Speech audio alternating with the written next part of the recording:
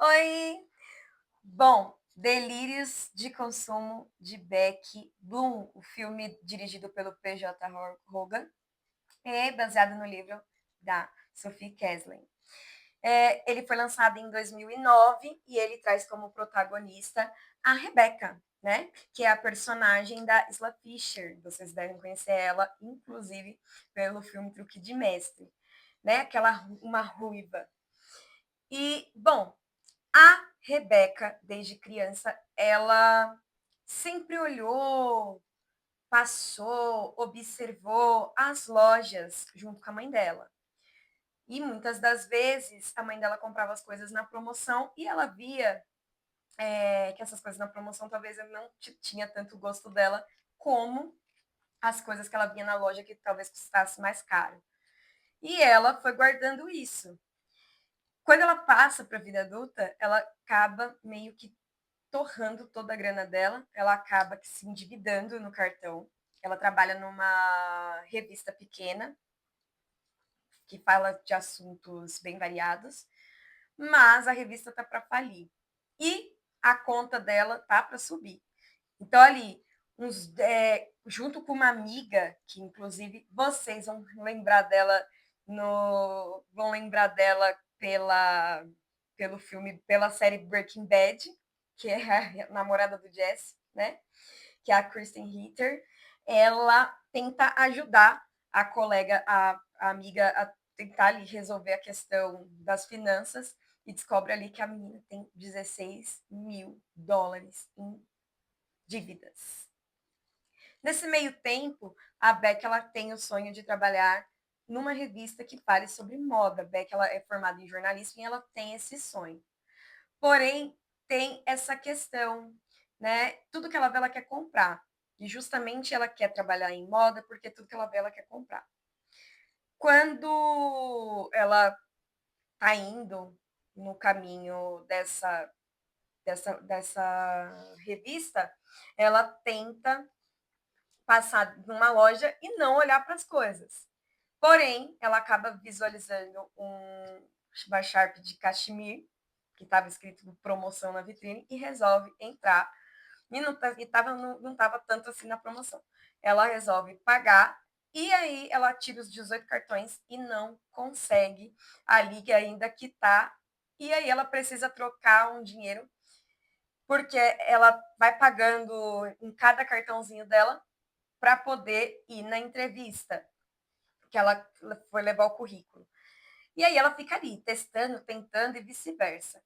Até que falta ali uns R$ 20 e ela tá com 28 e precisa fazer a troca ali. E ela resolve ir numa barraquinha de cachorro-quente para trocar os 20 dólares dela. Até que ela forma uma encrenca lá na frente, e aí um cara que tá na fila acaba visualizando, ela inventa uma história que acaba colando ali. Ela joga mó BO em cima de todo mundo ali, que ela fala assim: ah, minha avó tá doente, minha avó tá morrendo. E aí acaba comprando, o cara que tá na fila acaba comprando essa ideia e toma os 20 dólares, vai lá, compra o negócio de cachemir para ela. Beleza, ela vai lá, pega e ela fala, vou usar esse cachemir na entrevista. E vai lá. Só que aí ela descobre, ela vai no prédio e ela descobre que a vaga que ela estava querendo foi preenchida. E aí, beleza. Ela já chateada, triste, precisa sair. O recepcionista chama ela e fala assim: olha, tem o setor de finanças. O setor de finanças está pedindo. Imagina uma pessoa que é toda endividada dando conselho de finança, né? O setor de finanças está precisando de uma pessoa. Vai lá, tem uma vaga, tal, tal. Ela olhou. Bom, a revista vai falir, preciso de um emprego, estou com dívida até umas horas. Ela resolve ir até lá tentar. Só que quando chega lá, justamente o cara que é responsável pela entrevista é o mesmo que deu o dinheiro, né? Da hora que ela inventou toda aquela história para poder comprar a Sharp. Ali na hora, ela dá de cara com ele, ele não viu ela de relance, ela tenta esconder, jogar a Sharp para outro canto. Só que aí, o que acontece? Que acontece? Alguém acha a Sharp e leva de volta para ela. E aí, bem no meio da entrevista lá, tipo, fica um carão nos dois. Ela foge no meio da entrevista, acaba não acontecendo nada, mas enfim.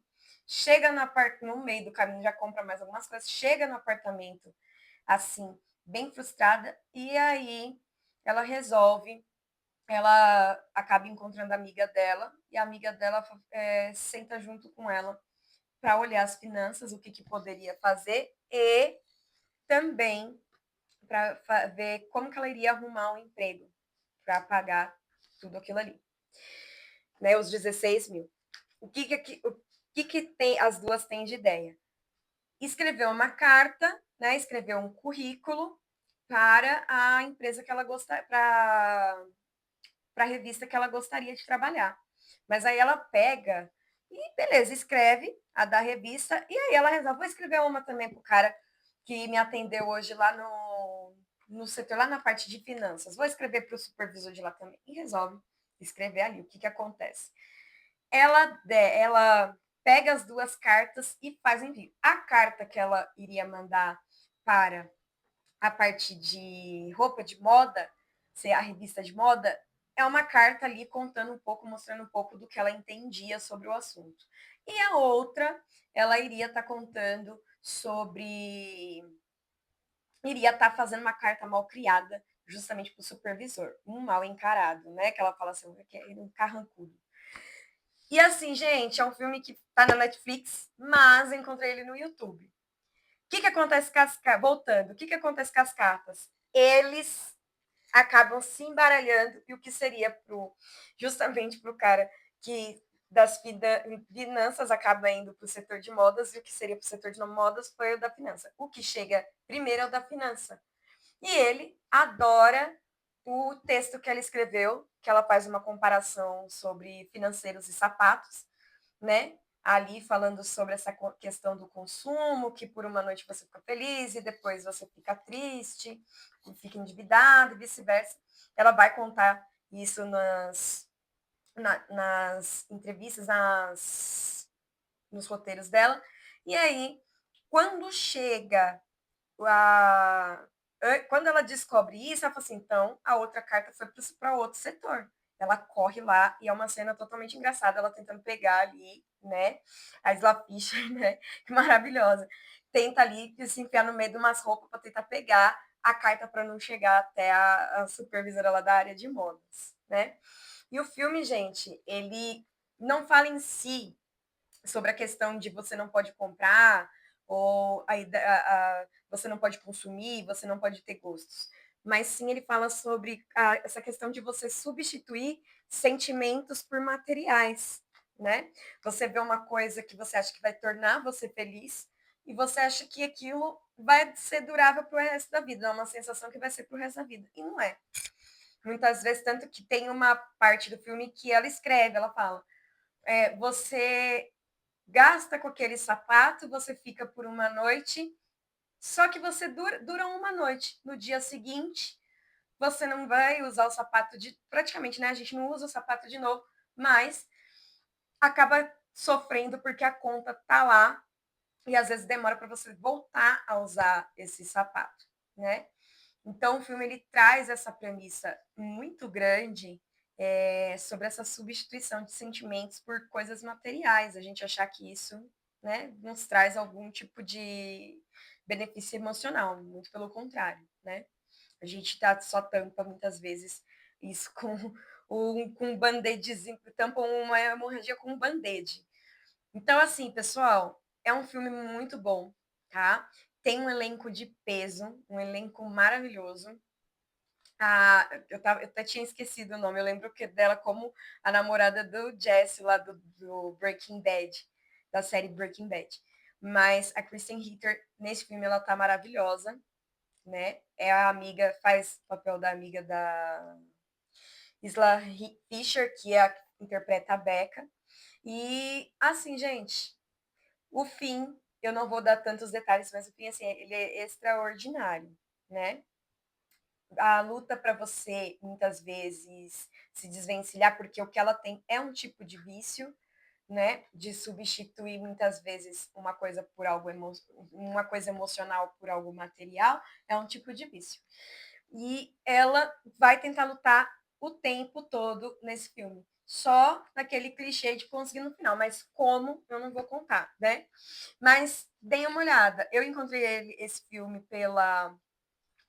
Um tempo atrás eu vi ele pela Netflix e agora eu cheguei a procurar, fui ver algumas resenhas, né?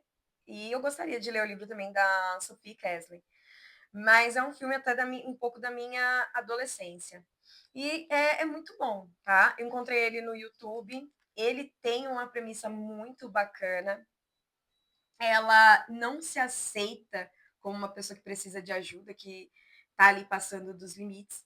E, assim, ela não percebe isso e muitas vezes ela acaba mentindo no serviço dela, mentindo para o patrão dela, mentindo para outras pessoas, justamente porque ela não consegue ali se controlar, justamente nessa parte financeira. Então, vocês imaginam uma pessoa que não consegue se controlar trabalhando, dando dicas financeiras, né?